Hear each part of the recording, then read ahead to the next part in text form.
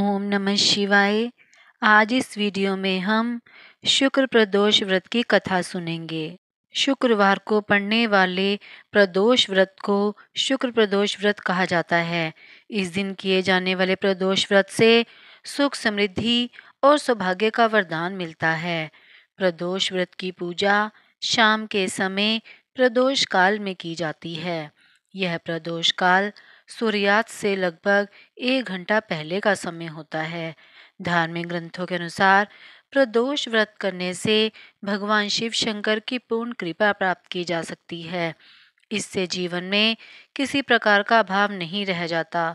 इतना ही नहीं, समस्त आर्थिक संकटों का समाधान करने के लिए प्रदोष व्रत अवश्य करना चाहिए। आइए सुनते हैं शुक्र प्रदोष व्रत की कथा।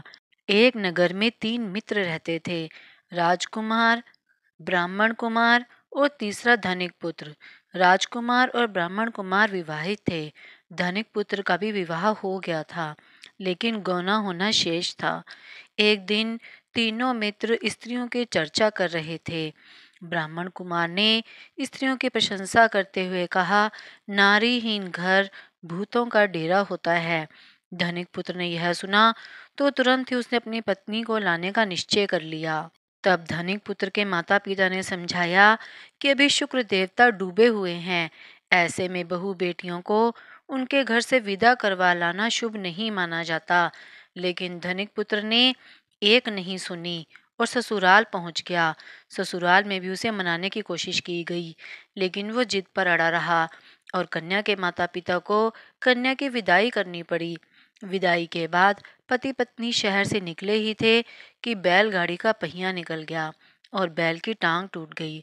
दोनों को चोट लगी, लेकिन फिर भी वो चलते रहे। कुछ दूर जाने पर उनका पाला डाकुओं से पड़ा, जो उनका धन लूट कर ले गए। दोनों घर पहुंचे। वहां धनिक पुत्र को सांप ने डस लिया। उसके पिता ने वैद्य को बुलाया तो वैद्य ने बताया कि वो 3 दिन में मर जाएगा। जब ब्राह्मण कुमार को यह खबर मिली तो वह धनिक पुत्र के घर पहुंचा और उसके माता पिता को शुक्र प्रदोष व्रत करने की सलाह दी और कहा कि इसे पत्नी सहित वापिस ससुराल भेज दो। धनिक ने ब्राह्मण कुमार की बात मानी और ससुराल पहुंच गया, जहां उसकी हालत ठीक होती गई। यानी शुक्र प्रदोष के महात्म्य से सभी घोर कष्ट दूर हो गए।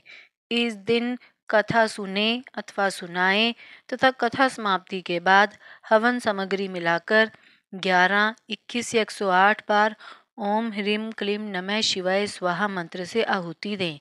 उसके बाद शिव जी की आरती तथा प्रसाद वितरित करें। उसके बाद भोजन करें। कहा जाता है, शुक्रवार का प्रदोष व्रत सौभाग्य और दाम्पत्य जीवन में सुख समृद्धि भर देता है। यही कारण है कि शुक्रवार के प्रदोष व्रत को काफी खास माना जाता है। शुक्र प्रदोष व्रत की कथा संपूर्ण हुई। अगर आपने अभी तक मेरे चैनल को सब्सक्राइब नहीं किया है तो आप मेरे चैनल को सब्सक्राइब करें, ताकि आपको मेरे आने वाली वीडियो की नोटिफिकेशंस मिलती रहें। आप मेरी वीडियो को ज़्यादा से ज़्यादा लाइक और शेयर करें।